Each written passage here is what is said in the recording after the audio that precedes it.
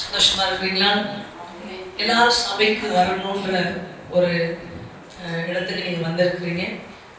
ஒவ்வொருத்தரும் சபைக்கு வருகிறதுக்கு பல காரணங்கள் இருக்கலாம், நோக்கம் இருக்கலாம். ஒருவேளை இந்த சபை தான் என்னை காப்பாற்றுகிறது அப்படின்ற எண்ணத்தோடு நீங்க சபைக்கு வரலாம். இந்த சபையினால எனக்கு ஒரு நிம்மதி கிடைக்கும்னு சொல்லி இங்க வந்தா எனக்கு ஒரு நிம்மதியா இருக்கும் அப்படின்னு சொல்லி நீங்க வரலாம். இந்த இடத்துக்கு வந்து எனக்கு ஒரு ஆசீர்வாதமும் எனக்கு ஒரு வழிநடத்தலும் கிடைக்கும் என்று நீங்க வரலாம். எனக்கு ஒரு அடைக்கலமா இந்த இடம் தான் இருக்குதுன்னு சொல்லி நீங்க வரலாம். இப்ப நான் சொன்னது எல்லாமே நீங்க இங்க வருவதற்கான நோக்கங்கள், கர்த்தர் வெளிப்படுத்தின காரியம். நீங்க எதுக்காக இந்த சபைக்கு வரீங்களா? அதுதான் சொன்னேன். இந்த சபை நம்மளை காப்பாத்துச்சு, அதனால இங்க வரணும். இந்த சபையில போய் உட்கார கொஞ்சம் நிம்மதியா இருக்கு, அதனால வரணும். இந்த சபை நம்மளை ஆசீர்வதிக்கும், நமக்கு ஏதாவது வழிகாட்டும், வழி இல்லாத நமக்கு ஒரு வழிகாட்டும். இந்த சபை தான் நமக்கு ஒரு அடைக்கலம், தஞ்சம் அப்படின்னு. இப்படிப்பட்ட பல காரணமாக நீங்கள் சபைக்கு வருகிறீர்கள் என்று கர்த்தர் சொல்கிறார்.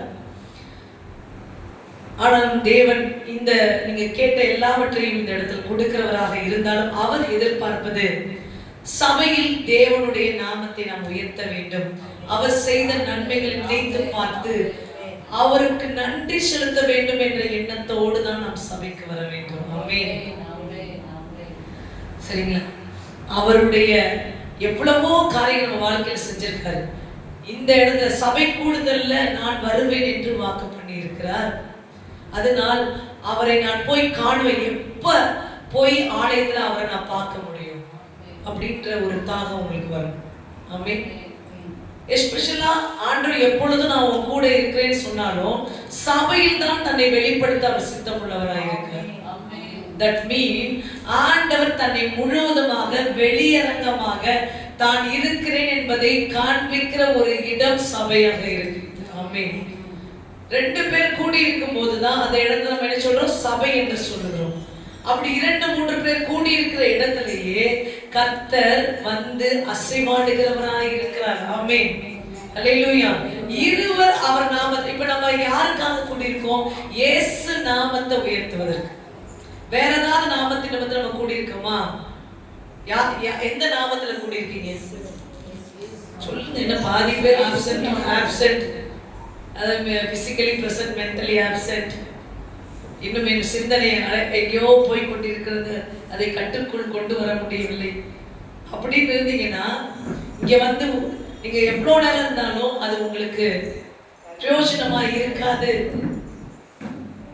உங்கள் சிந்தனைகளை தேவனுக்கு நேராக திருப்பினால் மட்டும்தான் தேவன் சொல்லும் வார்த்தையில் தான் ஜீவன் உண்டு. ஆமென். அல்லேலூயா. நாம் எதற்கு சபைக்கு வர வேண்டும்? சபை என்பது என்ன? சபையில் தேவன் என்னென்ன செய்கிறார் என்பதை நான் ஏற்கனவே உங்களுக்கு சொன்னேன். சபை என்பது ஒரு குடும்பமா இருக்குது. குடும்பம் கூடும்போது ஒரு நபருக்கு நான் செபித்தேன். அவன் பார்த்தீங்கன்னா கர்த்தர் எனக்கு வெளிப்படுத்துறது, குடும்பமாய் நாம் கூடுவதை ஆண்டவர் ஏங்குறார். ஆமென். அல்லேலூயா. ஏக்கத்தோடு குடும்பமாய் நாம் சேர்ந்து, தட் மீன் நம்ம எல்லாம் ஒரு குடும்பம். எத்தனை பேர் விசுவாசிக்கிறீங்க? ஏன் குடும்பம்? நம்ம உடம்புல யார் ரத்தம் ஓடுது? எல்லாரும் உடம்புல யார் ரத்தம் ஓடுது? ஒரே ரத்தத்துல இருக்கவங்க என்ன சொல்லுவோம்? ஒரு குடும்பத்தார் சொல்லுவோம். ஆமென். ஆமா. அப்பனா நமக்குள்ள இயேசு ரத்தம் ஓடுதுன்னா நம்ம எல்லாம் ஒரே குடும்பத்தார். குடும்பமாய் கூடி இருப்பதை, கூடி கர்த்தர் என்ற நாமத்தை உச்சரிக்கும் போது அதை தேவன் விரும்புறார். எப்ப குடும்பமா உட்காருவீங்கன்னு பார்த்துட்டு இருக்காரு. எப்ப சபை கூடும் என்று தேவன் பார்த்து கொண்டு இருக்கிறார். ஆலயத்தின் மேல் கர்த்தருடைய கண்கள் நோக்கமா இருக்கிறது. அப்படிப்பட்ட இடத்துல நீங்க உட்கார்ந்து இருக்கிறது. ஆண்டுடைய கண்கள் ஆலயத்தின் மேல் சபை கூடுகிற இடத்தில் நோக்கமா இருக்கிறது. அவருடைய செவிகள் திறந்ததா இருக்கு. அதனால ஆலயத்துல போய் செபிக்கும் போது காரியம் ஆயிக்கிறது. ஆமென். கர்த்தருடைய கண்களும் கர்த்தருடைய செவியும் திறந்ததா இருக்கிற இடமாய் கூர்ந்து திறந்திருக்குதான் மீன். அப்ப இவ்வளவு நாள் திறந்து இல்லையா? வெள்ளெல்லாம் திறந்து இல்ல. நீ கூடும் போது, கூடி செபிக்கும் போது என்ன செபிக்கிறது கவனமாய் கேட்கிறார் ஆண்டவர். அல்லேலூயா. பார்க்கிறவராகவும் கேட்கிறவராகவும் ஆலயத்தில் ஆண்டவர். இப்பனாச்சும் கொஞ்சம் கேட்பா இருக்கீங்க. கர்த்தருக்கே மகிமை உண்டாகட்டும். அப்படிப்பட்ட தேவன் எழுந்தருளுக, சபையில் தேவன் எழுந்தருளுகிறார். ஆமென். அவர் எழுந்தருள வேண்டும் என்றால் நீங்கள் ஒரு மனப்பாடோடு அவரை நீங்கள் கூப்பிட வேண்டும்.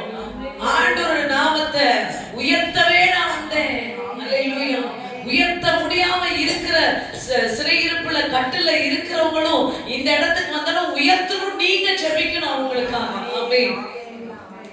ஏதோ கஷ்டத்துல வந்து தேவனை உயர்த்த முடியாம, தேவனை ஆராதிக்க முடியாம நிக்கிறாங்கன்னா அவங்களுக்கு சேர்த்து ஆண்டவரே கஷ்டங்கள்ல இருந்து அவங்க விடுதலையாகி உயர்த்தணும் ஆண்டவரே அப்படின்னு நீங்க ஜெபிக்கும் போது அல்லேலூயா, கர்த்தர் அந்த இடத்துல இறங்கி நமக்காக செயல்படுகிறவராய் இருக்கிறார்.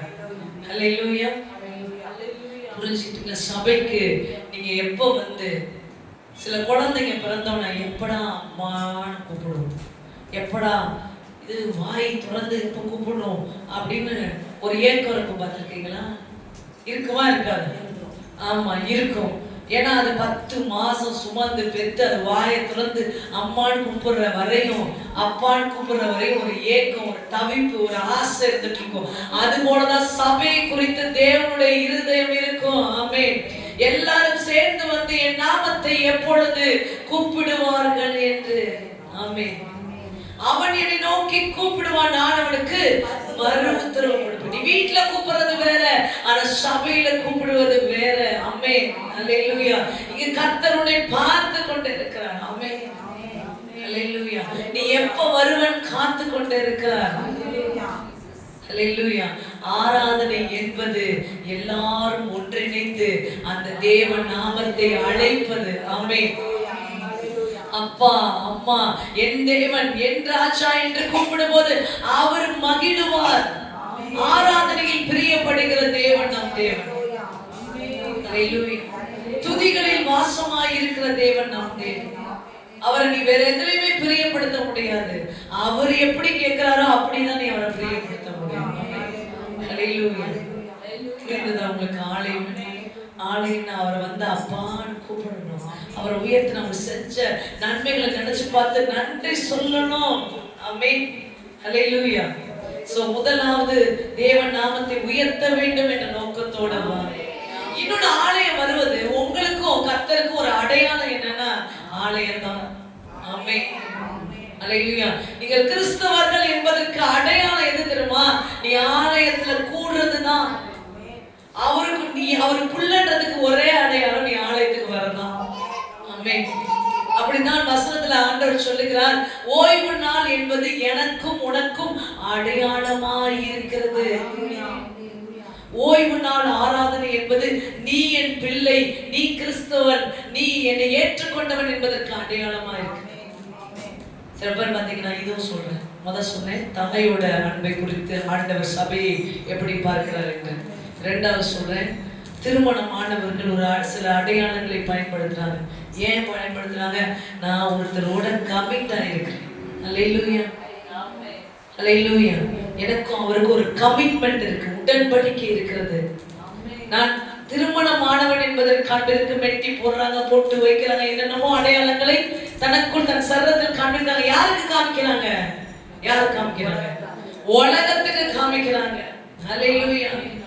அதே போல சபை என்பது நீ ஆண்டவரோட கமிட் பண்ணியிருக்கிற. அல்லேலூயா. மணவாளனுக்கு ஏற்ற மணவாட்டியாய் வாழுவேனே. ஆமென். அல்லேலூயா. இது ஒரு எப்படி கணவன், எனக்கு ஒரு கணவன் இருக்கிறார் என்பதற்கு ஒரு அடையாளத்தை நீ காண்பிக்கிறியோ, நீ சபை கூடுவது நீ ஆண்டவரோடு கமிட் ஆயிருக்கிற, உலகத்தோடு கமிட் ஆகல. அல்லேலூயா. நீ உலகத்தோடு உடன்படிக்கை பண்ணவில்லை, நீ தேவனோடு ஒரு உடன்படிக்கை செய்திருக்கிறார் என்பதற்கு அடையாளம் தான் நீ ஆலயத்தில் வந்து உட்காருவது. ஆமென். எத்தனை பேருக்கு விளங்குகிறது?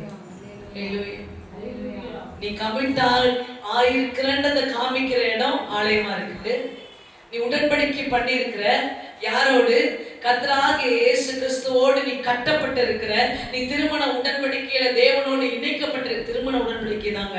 திருமண உடன்படிக்கையில தேவனோடு நீ இணைக்கப்பட்டிருக்கிறன்றதுக்கு ஆலயம் வருவது மட்டுமே அடையாளம். அப்படி நீ ஆலயத்துல நீ உடன்படிக்கையில நிக்கலன்னா உலகம் உன்னை வேறு பக்கமா இழுத்து போகும். ஆமென். இப்ப கமிட்டே ஆகாம அடையாளத்தை காமிக்காதவங்கள்ட்ட 10 பேர் பேசுவாங்களா? பேச மாட்டாங்க. ஆமாவா இல்லையா?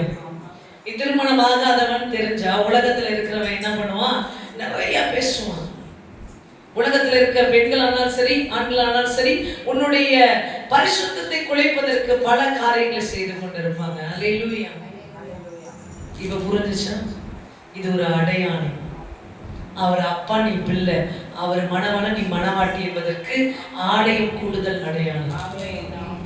அதனால் சபை கூடுதலை விட்டு விடாதிருங்கள். தேவன் அதை விரும்புகிறவராய் இருக்கிறார். ஆமென். அல்லேலூயா. இதெல்லாம் இருக்கிற இடமா சபை இருக்கிறதுனால பயபக்தியோடு ஆயத்தத்தோடு சபைக்கு வருவீங்கன்னா தேவன் உங்களோடு பேசுவதையும், தேவன் உங்களோடு உறவாடுவதையும், அவருக்கு உங்களுக்கான உறவுகளையும் நீங்கள் உணர முடியும். எப்ப ஆயத்தப்படணும் நான் சொல்லியிருக்கேன். சபைக்கு வர்றதுக்கு காலையில எந்திரிச்சோன்னு என்ன சொல்லுங்க, கரெக்டா? காலையில எந்திரிச்சோன்னு சபைக்கு போகணும் அப்படின்னு ஆரம்பிச்சாருமா என்ன பண்ண சொல்லுங்க? முதல் நாளே உன் இருதயத்தை நாளைக்கு சர்ச்சுக்கு போறோம், கம்யூன் எடுக்க போறோம், ஆண்டவரை பார்க்க போறோம், அவர் நம்ம கிட்ட பேசணும் அப்படின்றதுக்கு ஏற்றார் போல நீ உன்னை ஆயத்தப்படுத்தணும். இப்ப சர்ச்சுக்கு அது என்ன ரொம்ப அவசியமாங்க ஆயத்தம்? ஆமாங்க அவசியம். இப்ப நீங்க வீட்டுல போட்ட ட்ரெஸ்ஸோட வந்தீங்களா? வீட்டுல என்ன ட்ரெஸ் போட்டு வந்தீங்க? அந்த ட்ரெஸ்ஸோட வந்தீங்களா? இல்ல குளிச்சு வேற ட்ரெஸ் போட்டு வந்தீங்களா? குளிச்சு வந்திருப்பீங்க நான் விசுவாசிக்கிறேன். ஆமென். அப்ப சுத்தமாக நம்ம வரணும் அப்படின்னு தேவனை பார்க்க நம்ம சுத்தமா வரணும். ஆனா இந்த தேவன் வெளி சுத்தத்தை பார்ப்பது அல்ல. இந்த தேவனை பார்க்கணும்னா உள்ளமும் சிந்தனையும் சுத்தமா இருக்கணும். பரிசுத்தம் இல்லாமல் யாரும் தேவனை தரிசிக்க முடியாது. ஆண்டு உன்னை தொடல, ஆண்டு உன்கிட்ட பேசலன்னா உன்கிட்ட ஏதோ குறைவு இருக்கிறது. என்ன குறைவு? பரிசுத்தத்துல குறைவு இருக்குது. ஒரு கூட்டத்துக்கு போறீங்க, ஒரு கல்யாணம் வீட்டுக்கு போயிட்டீங்க, குளிக்காம அழுக்கு ட்ரெஸ்ல போயிட்டீங்க. எவனாவது உங்க பக்கத்துல வருவாங்களா? இல்ல கல்யாண பொண்ணு வருமா? இல்ல கல்யாண மணவாளன் நம்ம கொஞ்சம் ஓரம் பண்ணுறதுங்க. அப்ப உலகத்துல இருக்கிறவனே நீ அசுத்தத்திலேயே வந்தீனா உன்னை கிட்ட சேர்க்க மாட்டான்ற போது, தேவனத்துல நீ வரும்போது தேவனுடைய சுத்தப்படுத்த வேண்டும். உன்னால உன்னை சுத்தப்படுத்திக்க முடியல, உன்னை கிளன்ஸ் பண்ணிக்க முடியலன்னா சுத்தப்படுத்த வேண்டும் என்ற ஆயத்தத்தோடு வர வேண்டும். ஒரு குஷ்டரோகி இயேசு கிட்ட சொல்றாரு, எனக்கு உங்களுக்கு சித்தமான என்னை சுத்தமாக்குங்க ஆண்டவரே. அல்லேலூயா. என்னால என்ன கிளன்ஸ் பண்ணிக்க முடியல, என்னால இந்த வியாதியில இருந்து வர முடியல, என்னால இதுல இருந்து விடுவிக்கப்பட முடியல, ஆனா நீங்க நினைச்சா முடியும் ஆண்டவரே, உங்களுக்கு சித்தமான என்ன சுத்தமாக்குங்க. அல்லேலூயா. சபை என்பது உன்னை பரிசுத்தப்படுத்துகிற இடம். ஆனா அதுக்கும் நீ ஆயத்தமா வரணும். என்ன பரிசுத்தமாக்குங்கன்றதுக்காக நீ ஆயத்தமா வரணும். பரிசுத்த ஓய்வுனால கர்த்தர் பரிசுத்தப்படுத்தி ஆசீர்வதித்திருக்கிறார். அல்லேலூயா. இவ்வளவு விஷயம் சபை கூடுதல் இருக்கு. ஆயத்தமாக வேண்டும் என்பது முன்பே ஆயத்தமாக வேண்டும். காலையில இருந்துச்சு அரை மணி நேரம், ஒரு மணி நேரம் பிஃபோர் த சாட்டர்டே நைட் உன்னுடைய ஹார்ட்டை நீ ஆண்டவர்கிட்ட கொடுத்து, ஆண்டவரே என்னை சுத்திகரிங்க, எனக்கு கிளன்ஸ் பண்ணுங்க, என்னை மன்னிச்சிடுங்க, எனக்கு இறங்குங்க, என்னை சுத்தப்படுத்துங்க. நீங்க ஆயத்தமாய் சபைக்குள்ள வா. கர்த்தருடைய தொடுகிறதை நீ உணர முடியும், கர்த்தரோடு பேசுகிறதை நீ உணர முடியும். ஆயத்தம் இல்லாம நம்ம இருக்கக்கூடாது. ஆண்டவரோடு இணைய முடியாது. இத்தனை பேருக்கு விளங்குது. இதையெல்லாம் நீங்க சபையில எப்படிப்பட்ட இருதயத்தோடு சிந்தனையோடு உட்கார வேணும்ன்றதுக்காக சொன்னேன். இது மெசேஜ் கிடையாது. அல்லேலூயா. புரிஞ்சுச்சுங்களா? அல்லேலூயா. இப்பதான் நான் மெசேஜே ஸ்டார்ட் பண்ண போறேன். அல்லேலூயா. என்ன சபை உங்களுக்கு என்ன சொல்லுகிறது அப்படின்னா, கர்த்தர் யாருன்னு நீங்க அறிந்து கொள்ளணும். ஒருத்தர் புரிஞ்சுக்கிட்டாதான் ஒன்னா சேர்ந்து நடக்க முடியும். அப்படிதானே? புரியாமலே அலைஞ்சா கண்டிப்பா பிச்சுட்டு போயிடும். புரியவே விரும்பலனாலும் பிச்சுட்டு போயிடும். நான் அதெல்லாம் புரிஞ்சுக்க விரும்பல, எனக்கு அதெல்லாம் தெரிஞ்சுக்க விரும்பலனாலும் அது என்ன ஆகும்? பிரிவை நோக்கி போகும். அறிய வேண்டியதை அறிந்து கொள்ள வேண்டும். ஆமென். அப்படிதான் கர்த்தர் எப்படிப்பட்டவர் என்பதை நீங்கள் அறிந்து கொள்ள வேண்டும். கர்த்தரை அறிகிற அறிவு. இன்னைக்கு பார்க்கிற டாபிக்கோட நேம் என்ன அப்படின்னா கர்த்தரை அறிகிற அறிவு. ஆமென். நான் சொல்லிட்டேன், கர்த்தரை அறிகிற அறிவு உங்களுக்கு இருந்தா மட்டும்தான் அவரோடு இணைச்சி அவரோடு கடைசி மட்டும் நீங்க நடக்க முடியும். அல்லேலூயா. ஆண்டவரோடு யார் கடைசி வரை இருக்கணும்னு நினைக்கிறீங்க? அவரும் கூட கடைசி வரை இருப்பாரு, லாஸ்ட் மினிட் வரை இருப்பாரு, ஒரு வாக்குப்படிக்கால் இருப்பாரு. ஆனா நீ அவரோடு கடைசி வரை இருக்கணும். அவரோட கடைசியில் அதுக்கப்புறம் இணையணும்னா நீ அவரை அறிந்திருக்கணும். இந்த பூமியில இருக்கிறவரை அவர் உங்களை கைவிட மாட்டாரு. ஆமா, மரண பரியந்தம் உண்மையா இருந்து கடைசி வரையும் நீ அதுக்கப்புறமும் நித்திய ஜீவனுக்குள்ள போகணும் அப்படின்னா, ஆண்டவருக்குள்ள இணையணும் அப்படின்னா நீ அவரை அறிந்திருக்க வேண்டும். ஆமென். அல்லேலூயா. சரி, கர்த்தரை அறியணும்னா முதல் என்ன தேவை அப்படிங்கறத நம்ம பார்க்க போறோம். ஒரு விஷயத்தை அறியணும் அப்படின்னா நமக்கு ஒருவேளை அந்த நாலேஜ் இருக்கணும், ஞானம்.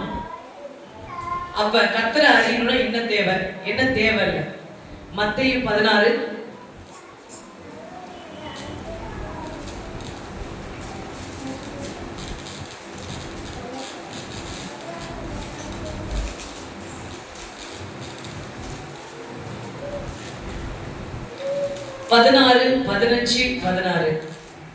16 15 16 15 படிங்க. அப்பொழுது அவர், நீங்கள் என்னை யார் என்று சொல்லுகிறீர்கள் என்று கேட்டார்.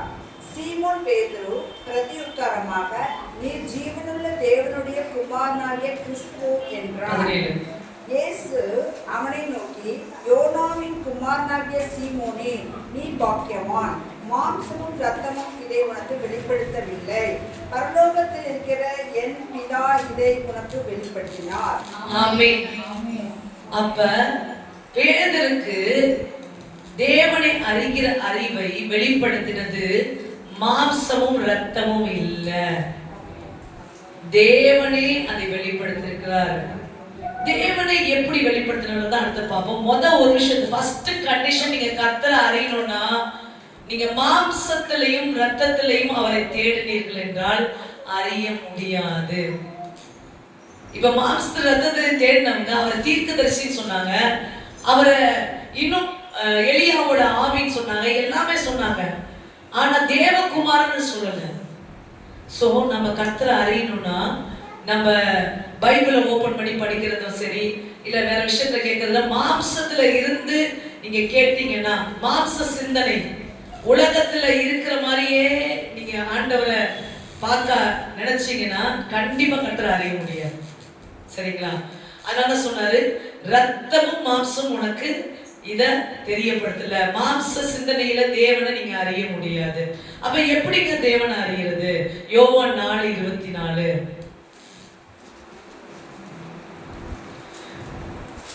யோவான் இல்ல 1 கொரிந்தியர் 2:12 படி. 1 கொரிந்தியர் 2:12. நாங்களும் உலகத்தில் ஆவியை பெறாமல் தேவனால் எங்களுக்கு அருளப்பட்டவைகளை அறியும்படிக்கு தேவனிலிருந்து புறப்படுகிற ஆவியை பெற்றோம். தேவனில் இருக்கிற காரியத்தை அறிய வேண்டுமானால் தேவ ஆவியை பெற்றுக்கொள்ள வேண்டும்.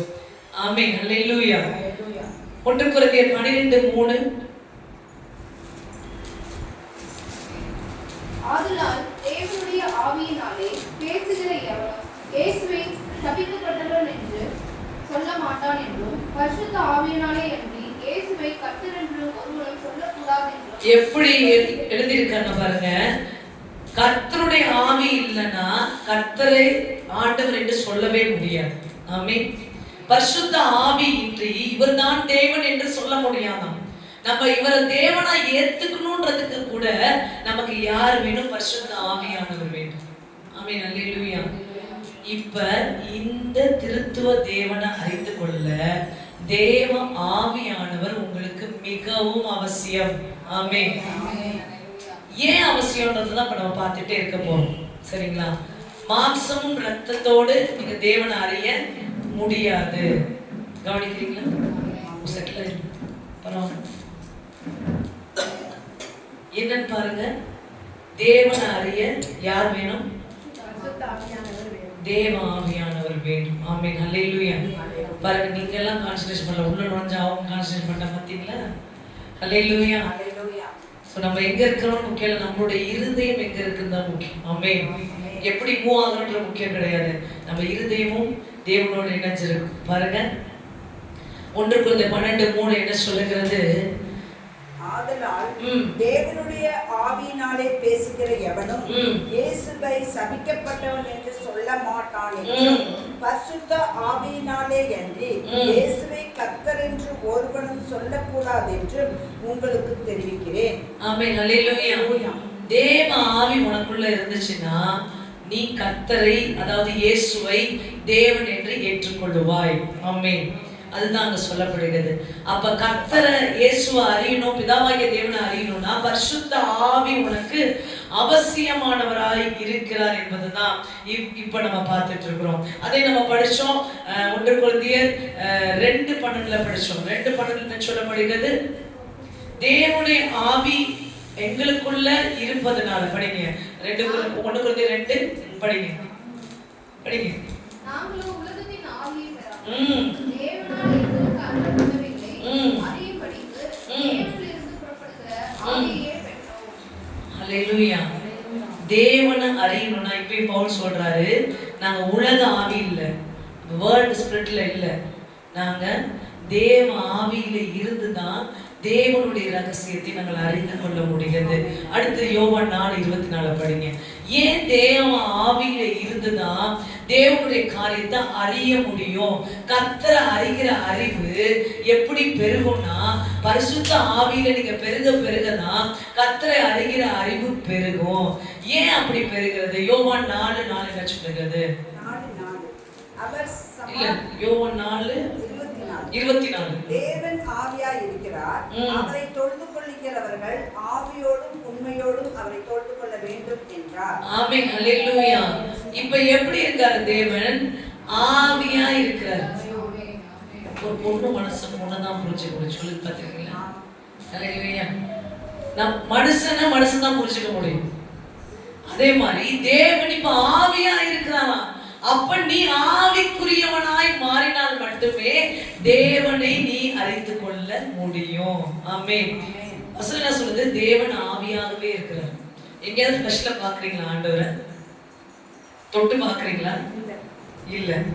அப்ப தேவன் இப்ப எப்படி இருக்காரு? ஆவியா இருக்கிறார். பரிசுத்த ஆவி. ஆண்டவர் அப்படியே சிலிர்க்கிறது, உள்ள ஏதோ ஒரு உணர்வு அடைகிறது. இதெல்லாம் என்ன? தேவ ஆவியினால் வருகிற உணர்வுகள். ஆமென். அப்ப தேவன் ஆவியா இருக்கிறதுனால அவரை அறிஞ்சு கொள்ளணும்னா, நான் சொன்னேன் பாத்தீங்கன்னா, அதான் அந்த எக்ஸாம்பிள். இப்ப ஒரு பொண்ணை அறிஞ்சு கொண்டா நான் பொண்ணா இருக்கணும். அல்லேலூயா. அப்ப தேவனை அறிஞ்சு கொள்ளணும்னா நீ தேவ ஆவியினால் நிரப்பப்பட்டால் மட்டுமே தேவனை அறிந்து கொள்ள முடியும். ஏனென்றால் தேவன் ஆவியாகவே இருக்கிறார். இந்த செஷன் வரை நான் உங்களுக்கு என்ன சொல்லியிருக்கேன்?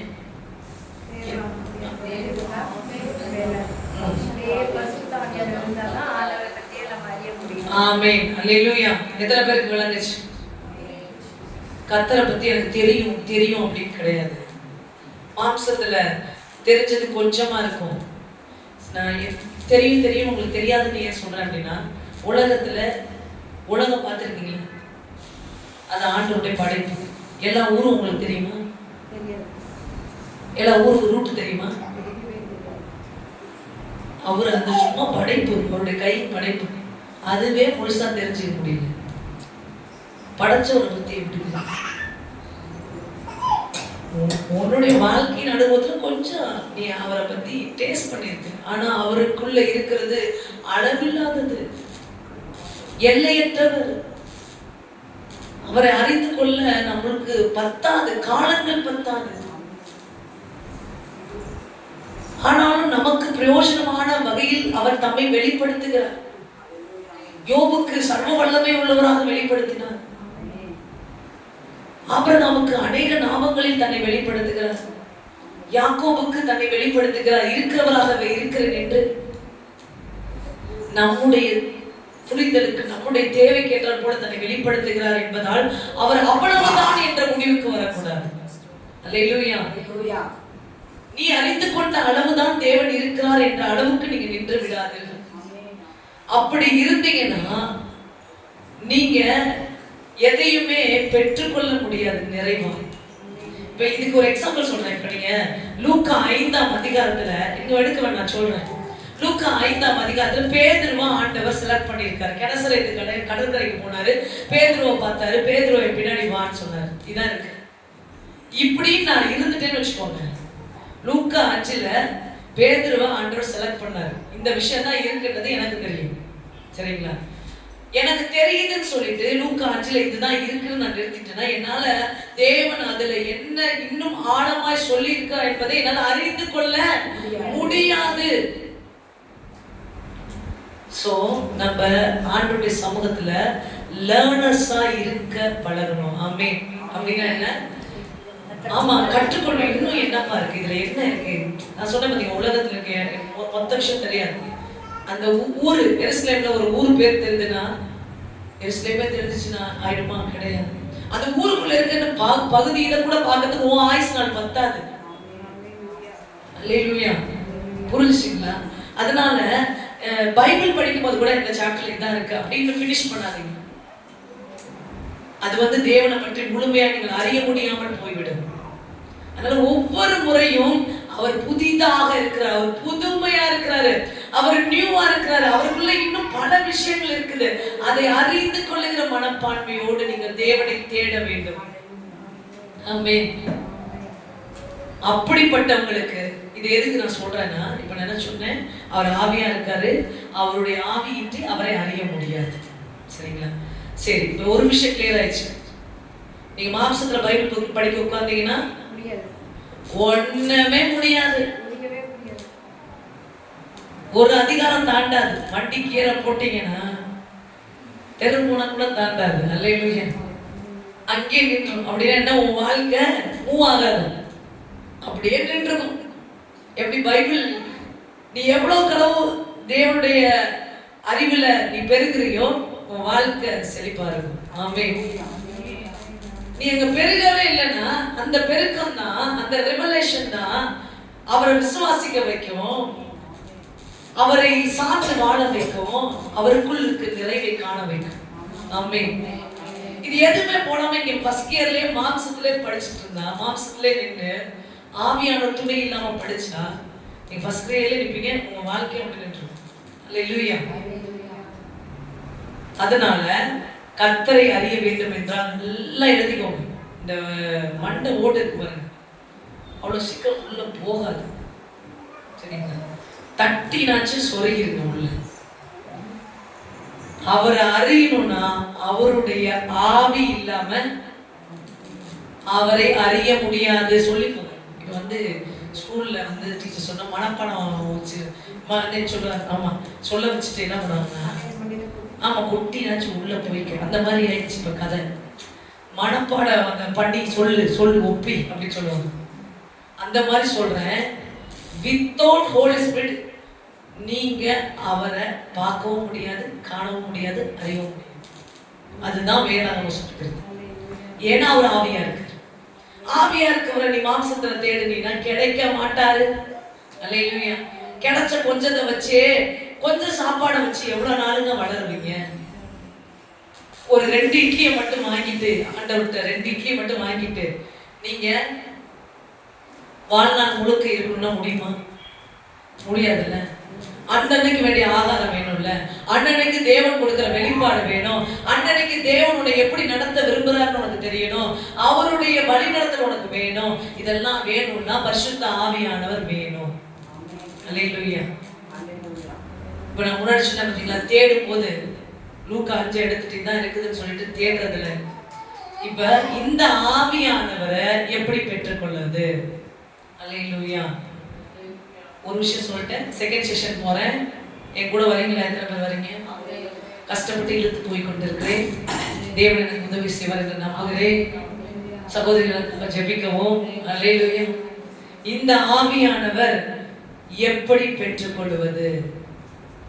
அப்போஸ்தலர் 2:38 சொல்லுகிறது, நீங்கள் மனம் திரும்பி, பேதுரு அவர்களை நோக்கி, நீங்கள் மனம் திரும்பி ஒவ்வொருவரும் பாவ மன்னிப்பு கேட்டு இயேசு கிறிஸ்துவின் நாமத்தினாலே ஞானஸ்நானம் பெற்றுக் கொள்ளுங்கள், அப்பொழுது பரிசுத்த ஆவியின் வரத்தை பெறுவீர்கள். ஆவியானவர் உள்ள என்றாகிறார். என்றாகிறதுக்கு என்ன ஃபர்ஸ்ட் கோட்பாடு, ஃபர்ஸ்ட் செஷன் என்ன? பாவத்தை விட்டு மனம் திரும்பணும். உன் இருதயம் மாறணும். எதுல இருந்து மாறணும்? பாவம். பாவம்னா என்ன? பழைய மனுஷன். என்ன பழைய மனுஷன்? நீ பறக்கும் போது ஒரு மேன் உனக்குள்ள இருந்தாங்க, பழைய மனுஷன். ஆமா, சுபாவம். அந்த பழைய மனுஷன் யாரு?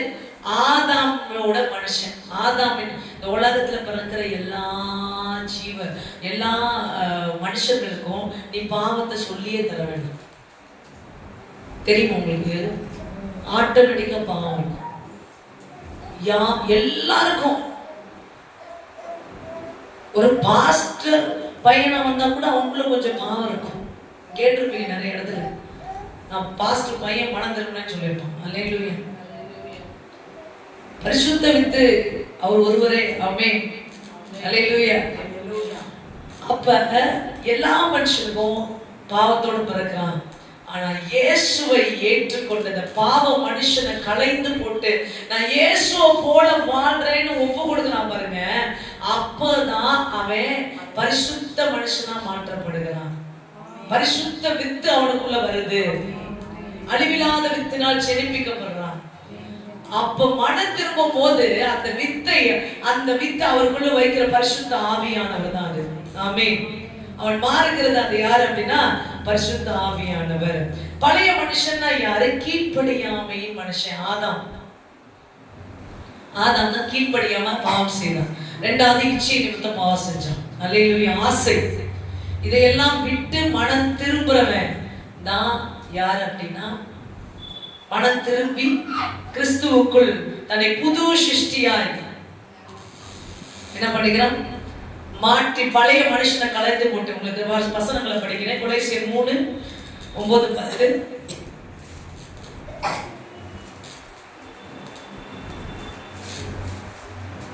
ஒருவருக்கொருவர் பொய் சொல்லாதீர்கள்.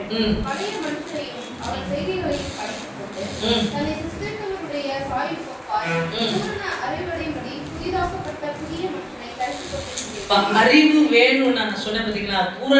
சிருஷ்டித்தவரை குறித்து நீ பூரண அறிவு பெற வேண்டும் என்றால் முதலாவது உன் பழைய மனுஷன் நீ களைந்து போடணும். அதற்கு வழி வைக்கிற ஒரு இடம் தான் ஞானஸ்தானம் என்று சொல்லப்படுகிறது. அல்லேலூயா. கர்த்தர் அறிகிற அறிவை பெற முதல் ஞானஸ்தானம் பெறும்போது தேவ ஆவியானவரை பெற்றுக் கொள்கிறார். தேவ ஆவியானவரை பெறுவதற்கு ஒரு நுழைவு வாயில் தான் ஞானஸ்தானம். ஞானஸ்தானம் என்பது பாவ மனுஷனை நான் விட்டுறேன், அந்த பழைய மனுஷன் எனக்கு வேணாம் அப்படின்னு சொல்ற ஒரு இடமா இருக்கிறது. ஆமென்.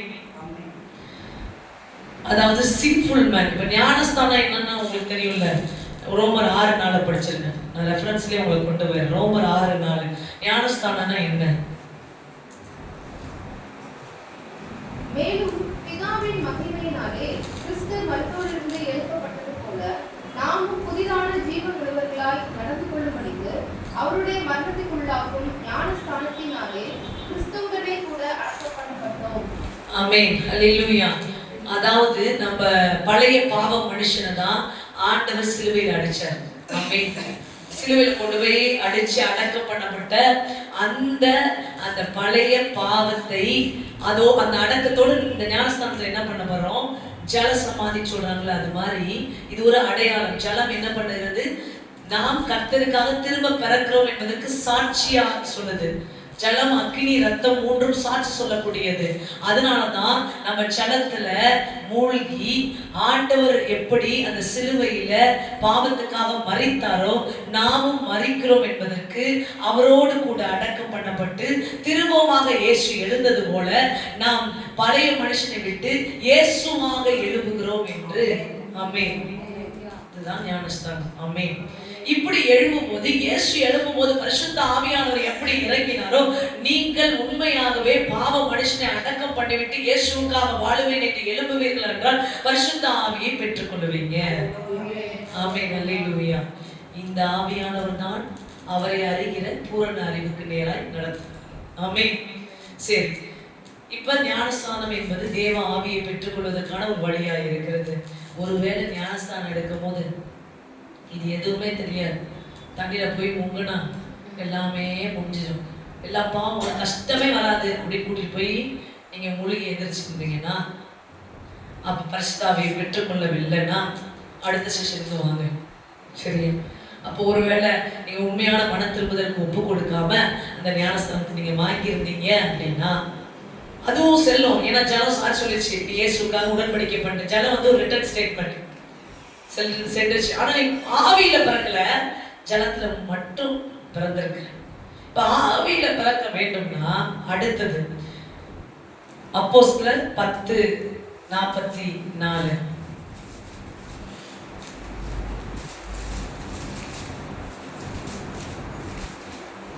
இந்த வார்த்தைகளை பேதுரு பேசிக் கொண்டிருக்கையில் வசனத்தை கேட்டவர்கள் யாவர் மேலும் பரிசுத்த ஆவியானவர் இறங்கினார். ஆமென். ஹல்லேலூயா. இது எங்க நடக்கிற ஒரு விஷயம் நீங்க பாத்தீங்கன்னா, கொர்நேலியு என்ற ஒரு மனுஷனோட வீட்டில் நடக்குது. இப்ப ஞானஸ்தானம் வாங்கினோடனே உங்களுக்கு சொல்ற முதல் அறிவுரை என்ன? நீ சபை கூடுதலுக்கு போ. ஹல்லேலூயா. ஏன்? நீ பரிசுத்த ஆவியில அங்க பிறக்கலனாலும் நீ சபை கூடுற இடத்துக்கு போனீன்னா ஆவியானவரினால் உன்னை ஆவியானவர் நிரப்புவாரு. அப்ப நீ திரும்பமா பிறந்துருவ. இந்த விஷயம் தான் இங்க நடக்குது. கொர்நேலியு வீட்டுல என்ன நடக்குது? அவங்க எல்லாரும் கூடி இருக்கிறாங்க. அப்ப கொர்நேலியு எப்பொழுதும் கர்த்தருக்கு பயப்படுகிற மனுஷனா இருந்தாரு. அவர் இன்னும் ஞானஸ்தானம் வாங்கல. பட் அவர் என்ன பண்ணிருக்காரு? அவரு கர்த்தருக்கு பயப்படுகிற மனுஷனா இருந்து ஜெபம் பண்றாரு. அப்ப பேதுரு என்ற தன்னுடைய அப்போஸ்தலரிடத்தில் கர்த்தர் பேசி, நீ போய் கொர்நேலியு வந்து யாருன்னா யூதர் கிடையாது, சரிங்களா? பிறப்புல இருந்து அவரு தேவனை அறிஞ்சவங்க கிடையாது, அந்நிய ஒரு மனுஷனா இருக்காங்க. அப்ப யூதர்களுடைய பழக்கம் என்னன்னா, யூதர்களோட தான் கலந்துருக்கணும். மத்தவங்க யாரோட கலந்தா அது தீட்டுன்னு ஒரு முறை அப்பொழுது கடைபிடிக்கப்பட்டிருந்ததாக இருந்தது. ஆனாலும் கர்த்தர் என்ன சொன்னாரு? நீ நினைக்கிறது தப்பு. அந்நிய ஜனத்திலையும் மற்ற இடத்துலயும் எனக்கு பயந்து இருக்கிறவன் இருக்கிறான், அவனுக்கும் நான் தேவை, அவனையும் நான் ரட்சித்துக் கொள்ள விரும்புறேன்னு சொல்லி பேதுருவை சொல்லி கொர்நேலியு வீட்டுக்கு அனுப்புறாங்க ஆண்டவர். அப்ப அனுப்பும் போது நடந்த ஒரு விஷயம் தான் என்ன நடக்குது? கொர்நேலியு வந்து என்ன பண்றாங்க? அந்த வீட்டுக்குள்ள அவங்க புறப்பட்டு போகும்போது பார்க்கலாம், அப்போஸ்தலர் 10:27 பேதுரு அந்த வீட்டுக்குள்ள 25 படிங்க. 25 பேதுரு உள்ளே பிரவேசிக்கிற பொழுது கொர்நேலியு அவனுக்கு எதிர்கொண்டு போய் அவர் பாதத்தில் விழுந்து பணிந்து கொண்டான். பேதுரு அவனை தூக்கி எடுத்து, எழுந்திரு, நானும் ஒரு மனுஷன் தான் என்றான். அவன் உடனே பேசிக்கொண்டு உள்ளே போய் அநேகர் கூடி வருகிறதை கண்டு. பாருங்க, இப்ப என்ன நடக்குது? பேதுரு வந்து கொர்நேலியு வீட்டுக்குள்ள பிரவேசிக்கும் போது அநேகர் அங்க கூடி இருந்தாங்க. அவங்க எல்லாம் என்ன பண்ணிட்டு இருந்தாங்க? ஜெபிச்சுட்டு இருந்தாங்க. அவங்கள யாருன்னா கொர்நேலியுவோட குடும்பத்தார். இப்படி கூடியிருந்த மக்கள் மத்தியில சபை கூடி இருக்கிற இடத்துல, ரெண்டாவது கவனமா கேளுங்க, சபை கூடி இருக்கிற இடத்துல பேதுரு பேச தொடங்குறார். அதை படிக்கலாம். 34 இருந்து வாசிங்க. அப்பொழுது பேசுரு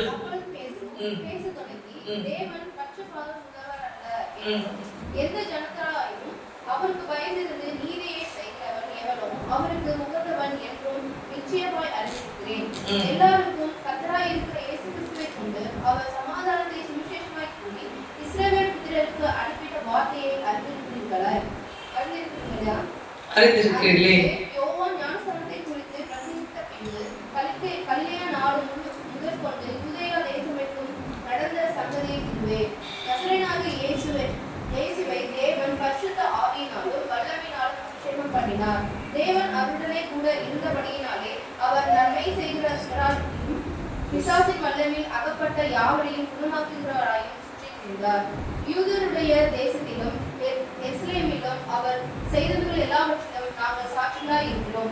அவரை மரத்திலே தூக்கி கொலை செய்தார்கள். 3ஆம் நாளிலே தேவன் அவரை எழுப்பிய பிரதிஷ்டையாய் காணப்படும்படி செய்தார். பாருங்க, யூதருடைய தேசத்திலும் எருசலேமிலும் அவர் செய்த எல்லாவற்றிலும் நாங்கள் சாட்சிகளாய் இருக்கிறோம். அவரை மரத்திலே தூக்கி கொலை செய்தார்கள். 3ஆம் நாளிலே தேவன் அவரை எழுப்பி பிரதிஷ்டையாய் காணும்படி செய்தார். ஆயினும் எல்லா ஜனங்களுக்கும் பிரதிஷ்டையாகும்படி செய்யாமல் அவர் மரித்துள்ளத்தை எழுந்த பின்பு அவரோடு புசித்து குடித்தவர்களும் தேவனால் முன்பு நியமிக்கப்பட்ட சாட்சிகளுமாகிய எங்களுக்கு பிரதிஷ்டையாகும்படி செய்தார். அன்றியும் அவரே உயிரோடு இருக்கிறவர்களுக்கும் மரித்தவர்களுக்கும் தேவனால் ஏற்படுத்தப்பட்ட நியாயாதிபதி என்று ஜனங்களுக்கு பிரசங்கிக்கவும் சாட்சியாக ஒப்புவிக்கவும் அவர் எங்களை கட்டளையிட்டார். அவரை விசுவாசிக்கிறவன் எவனோ அவன் அவருடைய நாமத்தினாலே பாவ மன்னிப்பை பெறுவான் என்று தீர்க்கதரிசிகள் எல்லாரும் அவரை குறித்து சாட்சி கொடுக்கிறார்கள் என்றார். இதையெல்லாம் சொல்லிட்டு இருக்காரு. இப்ப இதெல்லாம் படிக்கணும். இந்த வார்த்தைகளை பேதுரு பேசிக்கொண்டு இருக்கையில் வசனத்தை கேட்டவர்கள் யாவர் மேலும் பரிசுத்த ஆவியானவர் இறங்கினார். ஆமென். சபை கூடி தேவ வார்த்தையை நீ கேட்க ஆரம்பிக்கும் போது தேவ ஆவியானவர் உன்மேல் வந்து இறங்குகிறார். சபை கூடும்போது என்ன பண்ணணும்? வார்த்தையை கேட்கணும். மிக முக்கியமான விஷயம். அல்லேலூயா. முதல் ஞானஸ்தானம் வாங்கணும், அடுத்து சபை கூடுதல்ல பங்கு பெறணும், ஐக்கியங்கள்ல பங்கு பெறணும். அப்ப என்ன பண்ணணும்? வார்த்தையை கேட்கணும். அப்ப வார்த்தையை கேட்கணும்ன்றது இங்க வந்து வராது. வார்த்தையை கேட்கணும்ன்றது தாகம் இருக்க வேண்டும். பரிசுத்த ஆவியானவர் யாருக்கு தரப்படுகிறார்? அடுத்ததாக சபை கூடும்போது யார் தாகத்தோடு இருக்கிறானோ, யார் ஏக்கத்தோடு இருக்கிறானோ, யார் இவர் தேவை என்ற விருப்பத்தோடு இருக்கிறானோ, அந்த எண்ணத்தோடு தேவனுடைய வார்த்தையை கேட்கிறானோ அவனுக்குள்ள தேவ ஆவியானவர் தந்தரப்படுகிறார். ஆமென். ஹல்லேலூயா. அப்ப தாகத்தோடு அவரை தேட வேண்டும். அதான் நான் முதல்ல சொன்னேன், ஆண்டவரை எப்படி தேடணும்? தாகத்தோடு தேட வேண்டும். ஆமென். ஹல்லேலூயா. அப்படி தேடும் போது தாகம் உள்ளவனுக்கு தண்ணீரை கொடுக்கிறார். சமாரிய ஸ்திரீ குறித்து உங்களுக்கு நன்றாக தெரியும். அவள் ஆண்டவரை பார்த்தவுடன் அவள் கேட்ட முதல் விஷயம் ஆண்டவரை எப்படி தொழுது கொள்ள வேண்டும் என்று. ஆமென். அல்லேலூயா. கர்த்தர் தான் தீர்க்கதரிசி என்று உனக்கு 4 புருஷர்கள் இருந்தார்கள். இப்பொழுது உனக்கு இருக்கிற ஒரு புருஷன் இல்ல, இந்த 5வது உன்னோடு கூட இருக்கிற ஒரு புருஷன் இல்லை என்று சொன்ன உடனே நீ தீர்க்கதரிசி என்று காண்கிறேன் என்று அந்த ஸ்திரீ சொன்ன உடனே அடுத்ததாக அந்த ஸ்திரீ ஆண்டவரோட கேட்ட முதல் கேள்வி, எல்லாரும் உங்களை சீனா நீங்க எருசலேம்ல தொழுது கொள்ளணும்னு சொல்றீங்க, எங்கள் முன்னோர்கள் மலையில சீனாய் மலையில தொழுது கொள்ளணும்னு சொல்றாங்க, தேவனை எங்க தொழுது கொள்ள வேண்டும் என்று கேட்டாங்க. ஆமென். அதனாலதான் அந்த சமாரிய ஸ்திரியை தேடி ஆண்டவர் சேர்த்தார். உன்னுடைய கேரக்டர், உன்னுடைய குணங்கள் விஷயத்துல உன்னுடைய தாகம் ஆண்டவருக்கு ரொம்ப முக்கியம். ஆமென். நீ தாகம் உள்ளவளாக ஆண்டவரை எப்படி தேட வேண்டும், இந்த தேவன் எனக்கு வேண்டும் என்று தாகத்தோடு இருப்பாயானால் நீ எப்படிப்பட்டவனாக இருந்தால் தேவன் உன்னை தேடி வருவார். ஆமென். ஹல்லேலூயா. ஹல்லேலூயா. கர்த்தருக்கு மகிமை உண்டாகட்டும். அப்படிதான் ஆண்டவர் இந்த சமாரிய ஸ்திரீக்கு ஜீவ தண்ணீரை கொடுத்தார். ஆமென். நீங்கள் சபை கூடும்போது தாகத்தோடு இருப்பீர்கள், கர்த்தருடைய ஆவியை பெற்றுக் கொள்வீர்கள். கர்த்தருடைய ஆவி இன்றி நீங்கள் கர்த்தரை அறிய முடியாது, கர்த்தருடைய வழிகளை அறிய முடியாது. கர்த்தருடைய வழிகளை அறியவில்லை என்றால் உங்கள் வாழ்வில் மாற்றங்கள் ஒன்றும் பெரிதாக இருக்காது. ஆமென். ஹல்லேலூயா. முக்கியமான காரியத்தை நாம் பேசிக் கொண்டிருக்கோம். அடுத்ததாக தேவ ஆவியானவரை பெற்றுக்கொள்ள நம்ம என்ன செய்ய வேண்டும்? அப்போஸ்தலர் 2ஆம் அதிகாரம் முதல் வசனத்திலிருந்து வாசிக்கலாம். பெந்தெகோஸ்தே என்னும் நாள் வந்தபோது அவர்கள் எல்லாரும் ஒருமனப்பட்டு ஓரிடத்தில் வந்திருந்தார்கள். அப்பொழுது பலத்த காற்று அடிக்கிற முழக்கம் போல வானத்திலிருந்து சடிதியாய் ஒரு முழக்கம் உண்டாகி அவர்கள் உட்கார்ந்திருந்த வீடு முழுவதையும் நிரம்பிற்று. அல்லாமலும் அக்னிமயமான நாவுகள் போல பிரிந்திருக்கும் நாவுகள் அவர்களுக்கு காணப்பட்டு அவர்கள் ஒவ்வொருவர் மேலும் வந்து அமர்ந்தது. அவர்கள் எல்லாரும் பரிசுத்த ஆவினாலே நிரப்பப்பட்டு ஆவியானவர் தங்களுக்கு தந்தர்லின வரத்தின்படியே வெவ்வேறு பாஷையிலே பேசத் தொடங்கினார்கள். அவர்கள் எல்லாரும் பரிசுத்த ஆவியினாலே நிரப்பப்பட்டு ஆவியானவர் தங்களுக்கு தந்தர்லின வரத்தின்படியே வெவ்வேறு பாஷைகளில் பேசத் தொடங்கினார்கள். இது எப்ப நடக்கிறது? அவர்கள் எல்லாரும் முதல் வசனத்தை பார்த்தீங்களா? அவர்கள் எல்லாரும் ஒருமனப்பட்டு ஓரிடத்தில் வந்திருந்தார்கள். ஆமென். அல்லேலூயா. சில பேர் சொல்லி கேட்டிருப்பீங்க, சபையில இங்க வரும்போது சபையில ஒன்னா சேர்ந்து ஜெபிக்கும் போது தான் நான் அந்நிய பாஷையில இருக்கிறேன், அபிஷேகத்துல இருக்கிறேன்னா கர்த்தர் சபை கூடுதல தான் அபிஷேகத்தை ஊற்றுகிறார் அதிகமாக. ஆமென், அல்லேலூயா. ஒருமனப்பட்டு கூடி இருக்கும்போது கர்த்தருடைய ஆவியானவர் உனக்கு தந்தரப்படுகிறார். ஆமென். அப்ப நீங்க கூடி இருக்கும்போது சிலரோட நீங்க கூடி இருப்பீங்க, ஆனா ஒருமனப்படல உங்களுக்கு ஆவியானவர் கொடுக்கப்பட மாட்டார். ஆமென், அல்லேலூயா. யாரோட நீங்க கூடி இருக்கிறீங்களோ அவங்களோட நீங்க ஒருமனப்பட்டு இருக்கணும். இந்த இடத்துல நீங்க உட்கார்ந்து இருக்கிறீங்கன்னா நீங்க எல்லாரும் ஒருமனதோடு இருக்க வேண்டும். ஆமென். ஊழியரோடு ஒருமனதோடு இருக்க வேண்டும், கர்த்தரோடு ஒருமனப்பட வேண்டும். ஆமென். அப்பொழுதுதான் பரிசுத்த ஆவியின் அபிஷேகத்தை நீங்க பெற முடியும். ஆமென், அல்லேலூயா. அப்போஸ்தலர் எல்லாரும் ஒருமனப்பட்டு இருந்தாங்க. எத்தனை பேர் கவனிக்கிறீங்க? அல்லேலூயா. அப்போது பரிசுத்த ஆவியின் வரத்தினால் நிரப்பப்பட்டாங்க. வேற எங்கும் ஆவியானவர் கிடைக்க மாட்டாருங்க, சபையில தான் கிடைப்பாரு. ஆமென். சபைக்கு தான் வருவேன்ட்டாரு. 2 பேர் 3 பேர் ஒருமனப்படுற இடத்துல தான் வருவேன்ட்டாரு. ஆமென், அல்லேலூயா, அல்லேலூயா. சமாரிய ஸ்திரீக்கு கொடுத்த ஆவியானவர் ஒரு பட்டணத்துக்கு மட்டுமே ரட்சிப்பு உண்டாக்குனாரு. ஆனா சபை கூடும் போது அப்போஸ்தலர்கள் பெற்றுக்கொண்ட ஆவியானவரின் நிரப்புதல் உலகத்தை கலக்கினவர்களாக மாறினார்கள். ஆமென். அவர்கள் உலகத்தை கலக்கும்படி பரிசுத்த ஆவியினால் நிரப்பப்பட்டார்கள். அவ்வளவு அபிஷேகத்தை தேவன் சபை கூடும் போது தனியா பார்த்த சமாரிய ஸ்திரீக்கு கொடுத்ததை விட தேவன் தம்முடைய ஆவியினால் நம்முடைய அப்போஸ்தலர்களை நிரப்பினார். ஆமென், அல்லேலூயா.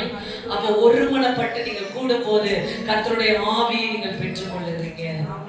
ஆமென், அல்லேலூயா. எத்தனை பேர் ஒருமனமாக இருக்கிறீங்க? ஆமென். கரங்களை உயர்த்தி ஆண்டவர்கிட்ட சொல்லுங்க, ஆண்டவரே உடைய ஆவியினால் நிரப்புங்க, உங்க ஆவியினால நிரப்புங்க ஆண்டவரே. அலதோ ராக்க மாடதா ரஸ்லாக்கரனோ அரோ ஷாக்ல ஒரு மனதின் ஆவி ஆண்டவரே இப்பொழுது இறங்கி பரிசுத்த ஆவியின் அபிஷேகம். Yes, receive the presence of God.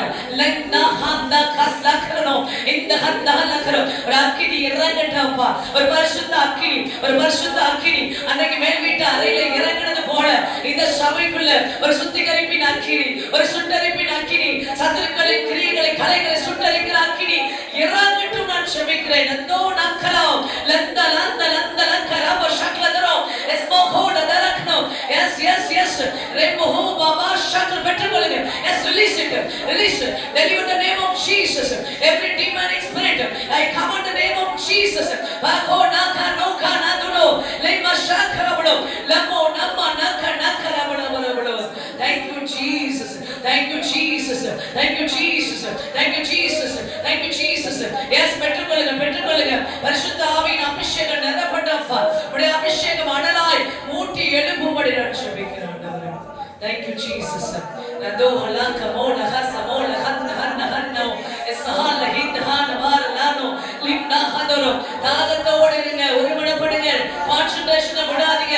ஆண்டவரை ஃபோக்கஸ் பண்ணுங்க.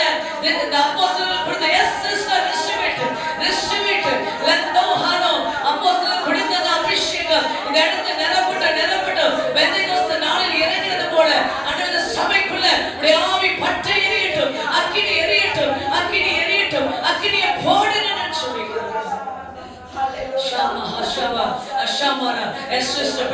பெற்றுக்கொள்ளுங்க.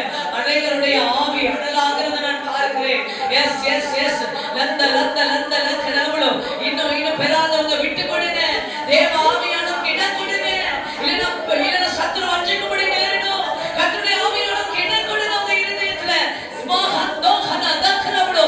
Thank you Jesus, thank you Jesus, thank you Jesus, thank you Jesus. லம்ம ஹல்லதுடா கடதுடா கடதடா கரவளோ நாலதுடா வரவளோ அதக்கஸ்ல கரவளோ. Thank you Jesus. நன்றி இயேசுவே, நன்றி இயேசுவே. பாருங்க, கர்த்தர் நம்மை நிரப்புகிறவராக இருக்கிறார். Without Holy Spirit you can't see God. ஆண்டவரோடு இணையலன்னா நமக்கு வாழ்வே இல்லை. ஆமென். ஜீவனே இல்லை, பலனே இல்லை, எதுவும் இல்லை.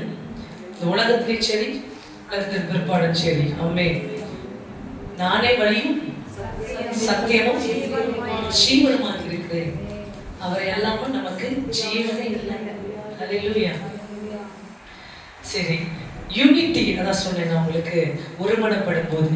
மூன்றாவது விஷயம் இப்போ நான் பார்த்து கர்த்தர் நம்ம சேர்ந்து செபிக்கும் போது எப்படியா நம்ம நிரப்ப ஒரு வாஞ்சி உள்ளவராக இருக்க என்பதை நீங்க உணர்ந்திருப்பீங்க.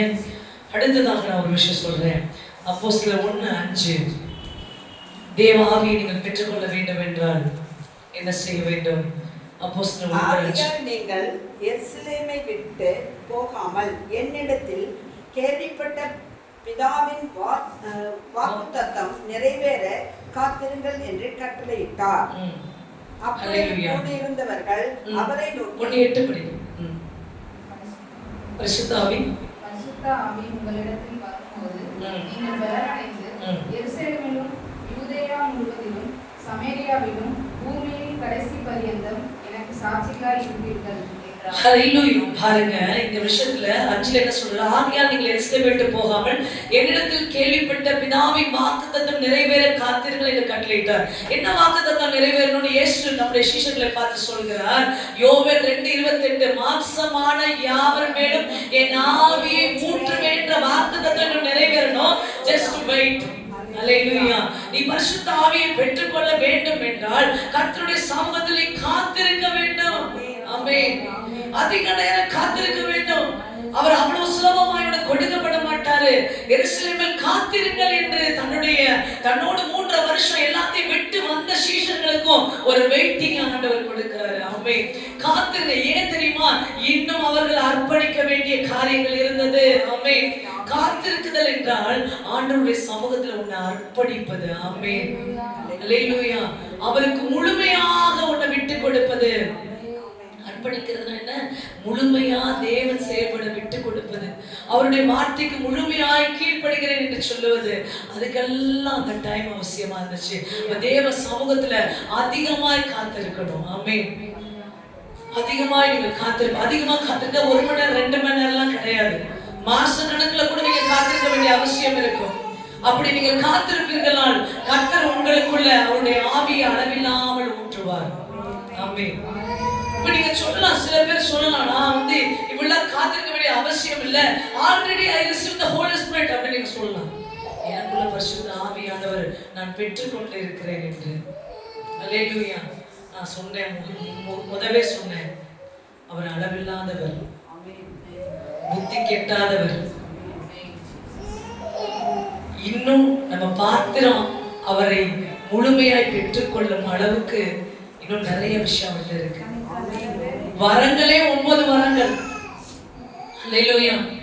அளவில்லாத தேவனுடைய ஆவியானவர் ஒவ்வொரு இடத்துல பாருங்க, அவங்க என்ன பற்பல பாஷைகள், உலகம் முழுக்க பேசுற பாஷைகள்லாம் பேசுறாங்க. அல்லேலூயா. அப்ப ஆவியானவர் ஒவ்வொருத்தருக்கும் ஒவ்வொரு விதமாக அவர் நிரப்பி கொண்டிருந்தார். ஆமென். பிரயோஜனத்துக்கு ஏற்ப ஆவியின் வரங்கள் நமக்கு கொடுக்கப்படுகிறது. அப்ப எல்லாத்தையும் வாங்கிட்டு நம்ம சொல்ல முடியுமா? இன்னைக்கு நமக்கு நம்ம ஸ்கூல் படிக்கும் போது நமக்கு வாட்சோ இல்ல ஒரு என்ன ஸ்கூல் டைம்ல என்ன தேவை, ஸ்கூல் டைம்ல எனக்கு ஏதோ ஒரு சைக்கிள் தேவை அப்படின்னு வச்சுக்கோங்க. அந்த சைக்கிளே நீ 90 வயசுல ஓட்ட முடியுமா? ஓட்டுவீங்களா? இல்ல 5 வயசுல உங்களுக்கு சைக்கிள் தேவை, நான் சைக்கிள் வாங்கிட்டேனே அதுவே போதுமையா? அப்படிதான் நீங்க சொல்றது. அந்த அபிஷேகம் என்ன அப்படி கிடையாதுங்க. அந்த அபிஷேகம் பத்தாது. அபிஷேகத்தையும் ஆவியானவர் குறிச்சு நீங்க எப்ப இருக்குன்னா தாகமா இருந்துகிட்டே இருக்கணும். அல்லேலூயா. ஏன்னா அந்தந்த காலகட்டத்துக்கு உனக்கு பிரயோஜனமாகும்படி தேவ ஆவியானவர் உனக்குள் நிரப்பப்படுவார். 2 இட்லியில வாழ முடியாது, 5 வயசுல இந்த சைக்கிள்ல ஓட்ட முடியாது ரொம்ப நாள். ஆமென். ஒவ்வொரு காலகட்டத்தில் ஒவ்வொரு சீசன்லயும் பரிசுத்த ஆவியானவரை நிரப்பிக் கொண்டே இருக்கணும். அதுக்கு நீ தாகம் ஏற்படுத்தி கொண்டே இருக்கணும். அல்லேலூயா. எத்தனை பேருக்கு விளங்குகிறது? அதற்கு தேவனுடைய சமூகத்தில் அதிகமாய் காத்திருக்க வேண்டும். ஆமென். நீங்க ஆண்டவருக்காக பிரயாசப்படுறது 8 மணி நேரம்னா அவருக்காக காத்திருக்கிறது 12 மணி நேரமா இருக்கணும். அல்லேலூயா. காத்திருக்கிறது தான் அதிகமா இருக்கணும், தேடுவது தான் அதிகமா இருக்கணும். நீங்க பிரயாசப்படுறது, நீங்க நடக்கிறதெல்லாம் அது கொஞ்சம் இருந்தாலும் இந்த காத்திருப்புதலின் மகிமை. அன்றைக்கு காத்திருந்தாங்க அப்போஸ்தலர்கள், காத்திருந்தாங்க மேல் வீட்டு அறையில. 3ஆம் அதிகாரத்துல அற்புதம் நடக்குது பாருங்க. முடவனா இருந்தவை எடுத்து நடக்கிறான். எப்படி நடந்தா? இந்த ஆவியின் பலத்தினால் அவங்க சொன்னாங்க, இயேசு நாமத்துல எழுந்து நடன்னு. ஒருவேளை இந்த ஆவியின் பலன் அவர்களுக்கு இல்லை என்றால் அவங்க யோசிச்சிருப்பாங்க, நாங்க உங்களுக்காக ஜெபிச்சுக்கிறோம். அல்லேலூயா. கண்டிப்பாக பேதுரு யோவான் சொல்லியிருப்பாங்க, நான் உங்களுக்காக ஜெபிச்சுக்கிறோம் அப்படின்னு. ஆனா இங்க 2ஆம் அதிகாரத்துல கொடுக்கப்பட்ட பரிசுத்த ஆவியின் பலன் தான் 3000 பேர் ரட்சிப்புக்கு காரணமாச்சு. பேதுரு போய் பிரசங்கிக்கவே தெரியாதவர் அவ்வளவு பேருக்கு பிரசங்கித்து 3000 பேர் ரட்சிப்படைந்தார்கள். ஆமென், அல்லேலூயா. அப்ப அந்த பிரசங்கம் பண்ணுகிற போதிக்கிற ஆவியானவரை பேதுருக்கு கர்த்தர் அந்த நாளில் கொடுத்திருக்கிறார். ஆமென், அல்லேலூயா. உன் தேவைக்கு ஏற்ப, உன்னுடைய ஊழிய தேவைக்கு ஏற்ப, உன் வாழ்க்கையின் தேவைக்கு ஏற்ப, உனக்கு அழைக்கப்பட்ட அழைப்புக்கு ஏற்ப அந்தந்த காலகட்டத்துல தேவ ஆவியானவரை நிரப்ப ஆயத்தமா இருப்பாரு. நீ அவர் சமூகத்துல போய் பெற்றுக்கொள்ளு. அல்லேலூயா. அதற்காக கர்த்தர் உங்களை அழைக்கிறவராய் இருக்கிறார். காத்திருங்க. தேவனுடைய சமூகத்தில் அதிகமாய் காத்திருக்கும் போது தேவ ஆவியானவரை நீங்கள் பெற்றுக்கொள்ளுகிறவர்களாக இருக்கிறீங்க. ஆமென். கடைசி ஒரு விஷயத்தை சொல்லி நான் முடிக்கிறேன். இப்படி ஆவியானவரை நீங்க பெற்றுக்கொள்ள முடியாம உங்களுக்குள்ள தடை செய்கிற ஒரு விஷயத்தை நான் உங்களுக்கு காட்டி கொடுக்க விரும்புகிறேன். 2 கொரிந்தியர் 10:5. இப்படிப்பட்ட மகிமையின் ஆவியானவரை, வல்லமையின் ஆவியானவரை, தெளிந்த புத்தியுள்ள ஆவியானவரை, அல்லேலூயா, மகிமையின் ஆவியானவரை, தெளிந்த புத்தியுள்ள ஆவியானவரையும் நீங்க பெற முடியாம தடுக்கிற ஒரு விஷயம் என்னன்னா 2 கொரிந்தியர் 10:5.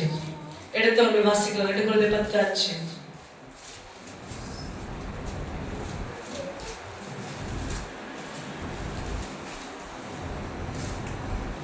மகா பிரதான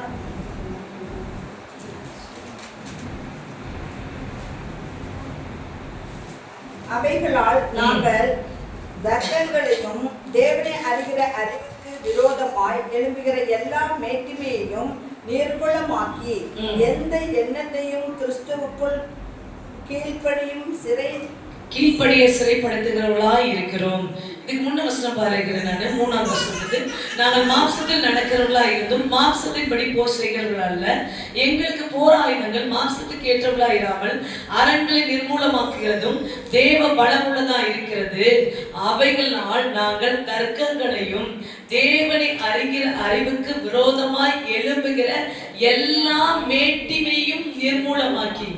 அல்லேலூயா. சில பேர் பைபிள் போய் நீங்க சொல்ல வச்சுங்க, எனக்கு தெரியும் பைபிள் அப்படி சொல்லுவாங்க. அதெல்லாம் என்ன ஆகுது? தேவனை அறிய முடியாம தடுக்கிறது எது தெரியுங்களா? அந்த மேட்டிமை. அங்கதான் வசனம் சொல்லுது பாருங்க தெளிவா. தேவனை அறிகிற அறிவுக்கு விரோதமாக எழும்புகிற எல்லா மேட்டிமையும். ஆமென். அப்ப ஆண்டவர் அறிய முடியாது மேட்டிமையில் இருந்தா. தாழ்மையின் சிந்தனை ரொம்ப அவசியம். எப்போ வரை அவசியம்? சாகர வரை அவசியம். ஆமென். அப்பொழுதுதான் கர்த்தர் என்ன நமக்கு சொல்லிக் கொடுக்க விரும்புகிறாரோ அதை நம்ம அறிந்து கொள்ள முடியும். எந்த எண்ணத்தையும் கிறிஸ்துவுக்குள் சிறைப்படுத்துகிறவர்களாய் கீழ்ப்படிய அப்படின்னா இந்த 2 விஷயம், மேட்டிமையின் எண்ணமும் நம்மளுடைய எண்ணத்துல ஒரு போராட்டம் ஆகுதா? எது? கர்த்தரை அறிய முடியாதபடி. அப்ப என்ன பண்ணணும்? நம்மளுடைய எண்ணத்தை கிறிஸ்துவுக்குள்ள, இந்த வசனத்தை சொல்லி நீங்க ஜெபிக்கலாம். நீ கிறிஸ்துவுக்கு தாழ்மைப்படு. ஆத்மா பத்தி பேசுற சிந்தனை பத்தி நீங்க சொல்லலாம், கமெண்ட் பண்ணலாம். கிறிஸ்துவின் வார்த்தைக்கு கீழ்ப்படு. நான் சிறைப்படுத்துகிறேன் அப்படின்னா, ஆண்டவரே நீங்க என்ன செய்ய விரும்புங்களோ அதுக்கு சிறைப்படுத்துங்க. அதுக்கு மிஞ்சி என்னால யோசிக்க கூடாது, நான் என்ன கூடாது.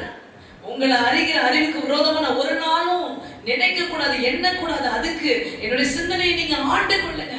என்னை முழுவதுமாக நான் கீழ்ப்படுத்துகிறேன், சிந்தனை கீழ்ப்படுத்துறேன். ஆமென். அல்லேலூயா. கர்த்தர் இதையும் உங்களுக்கு சொல்றாரு. தடுக்கிற இவ்வளவு விஷயம், தாகத்தை பெற்றுக்கொள்ற விஷயம், தடுக்கிற ஒரே விஷயம், எனக்கு எல்லாம் தெரியும் என்ற ஒரு வார்த்தை. அல்லேலூயா. அவன் எதையுமே அறிய வேண்டிய பிரகாரமாக அறிந்து கொள்ள பவுல் சொல்றாரு. ஆமென். அல்லேலூயா. அதனால எப்பயுமே நீங்க லேர்னர், கற்றுக்கொள்றவங்களா இருங்க. ஏதோ ஒரு விஷயம் உங்களுக்கு தெரியாம இருக்கலாம். 10 விஷயம் உங்களுக்கு தெரிஞ்சது, 11வது ஒரு விஷயம் யார் மூலமாக தேவன் கற்றுக் கொடுப்பாரு. ஆமென். அதனால கவனமாய் கேட்டு கற்றுக்கொள்ளுங்க. ஆமென். அதுதான் அந்த ஒரு விஷயம் தெரிஞ்சுன்னா உன் உயிர் காப்பாற்றப்படும் கூட இருக்கலாம். அல்லேலூயா. 10 விஷயம் உனக்கு தெரிஞ்சிச்சு. ஒரு ஃப்ளைட்ல போற, சேஃப்டி கார்ட போற, அது போற, இது போற. ஆனா முக்கியமான ஒரு விஷயத்த உனக்கு தெரியாம போச்சு. நம்ம தான் அடிக்கடி போறோமே, நமக்கு எல்லாமே தெரியுமே, எல்லாமே போட்டு போறேன். ஆனா அங்க இருந்த ஒரு பைலட் இல்ல அங்க பணிப்பெண்களை இத உனக்கு சொல்லும் போது, இல்ல என்ன சொல்லாத அப்படி நீ சொல்லிட்ட அப்படின்னா, அல்லேலூயா, மிக முக்கியமான உன் உயிரை காப்பாத்துற விஷயத்த உனக்கு தெரியாமலே நீ உன் ரட்சிப்பை இழந்து போவாய். அல்லேலூயா. அதனால ஒரு பாஸ்டர் கூட பேசியிருப்பாங்க பார்த்தீங்கன்னா, கோயில் போறேன், தஸ்மகாணி கொடுக்குறேன், எனக்கு அது போறேன் இது போறேன், நான் கொயர்ல இருக்கேன் அதுல இருக்கேன், எல்லாமே தெரிஞ்சோம், எல்லாமே உனக்கு சபையில் நடக்கிறது பைபிள்ல இருக்கிறது எல்லாமே தெரிஞ்சோம், நீ உன்னை தாழ்த்தி சரியான ஒரு ரட்சிப்புக்குள்ளே வரவில்லை என்றால் நீ நித்திய ஜீவனை இழந்து போவாய். தேவனுடைய இருக்கிற பங்கை நீ இழந்து போவாய். அல்லேலூயா. எல்லாமே நீ தெரிஞ்சு நீ உன்னை தாழ்மைப்படுத்தலைன்னா தேவனோட நீ இணைய முடியாது. ஆமென். ஏன்னா அவர் எப்படி இருக்காரு? ஆட்டுக்குட்டியின் சுரூபமாக இருக்கிறார், தாழ்மை உள்ளவராக இருக்கிறார். அவர் தாழ்மை உள்ளவராக இருக்கிறது போல தாழ்மையின் சிந்தைய நமக்கு தரித்துக் கொள்ள அவர் அழைக்கிறவராக இருக்கிறார். அல்லேலூயா. எத்தனை பேருக்கு சத்தியம் விளங்குனது? ஆமென். சிலுவை சுமந்துராய் சிஷ்யனாகுவோம், சிந்தை வாழ்விலும் தாழ்மை தரிப்போம். பலமா? சிலுவை சுமந்துராய் சிஷ்யனாகுவோம், சிந்தை வாழ்விலும் தாழ்மை தரிப்போம். நிந்தை சுமப்பீடும் சந்தோஷம் கொள்வோம். இயேசு தாங்குவார், அவரை சுமப்பார், ஒருபோதும் கைவிடவே மாட்டார். இயேசு தாங்குவார், இயேசு தாங்குவார். அல்லேலூயா. ஒரு விஷயம் சொல்லலாம். சிலுவை சுமந்தார். திரும்பவும் சொல்லுவோம். சிலுவை சுமந்தோராய் சிஷ்யனாகுவோம், சிந்தை வாழ்விலும் தாழ்மை தரிப்போம். நிந்தை சுமப்பீடும் சந்தோஷம் கொள்வோம். அவரை சுமப்பார், கைவிடவே மாட்டார். இயேசு தாங்குவார், அவரை சுமப்பார், ஒருபோதும் கைவிடவே மாட்டார், ஒருபோதும் கைவிடவே மாட்டார். கண்களை மூடி நாம் ஜெபிக்கலாம். நன்றி இயேசுவே, எங்களை